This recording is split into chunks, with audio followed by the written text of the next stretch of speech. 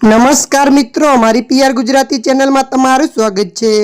ગુજરાતની તમામ તાજા ખબરો જાણવા માટે અત્યારે અમારી પીઆર ગુજરાતી ચેનલને સબસ્ક્રાઇબ કરી દેજો।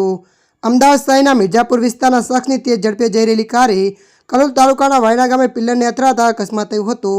તેની સાથે કાર સળગી ઉઠતા કારમાં બેઠેલા એક વ્યક્તિનું મોત થયું હતું, જ્યારે એકને ઈજા થઈ હતી। સળગી ગયેલી કારની પ્રાથમિક તપાસ દરમિયાન અંદરથી માંસનો શંકાસ્પદ જથ્થો મળી આવ્યો હતો। તે અંગે સાતેજ પોલીસે ગુનો નોંધીને તપાસ હાથ ધરી છે। કલોલ તાલુકાના વાયડા ગામ પાસેથી પૂર ઝડપે પસાર થયેલી કાર કાચના નળાના પિલ્લરને અથડાતાની સાથે પલટી ખાઈ જતા અકસ્માત થયો હતો।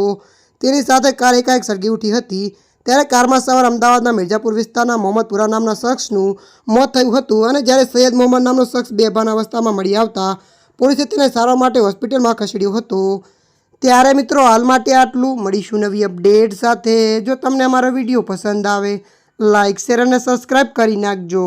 ધન્યવાદ।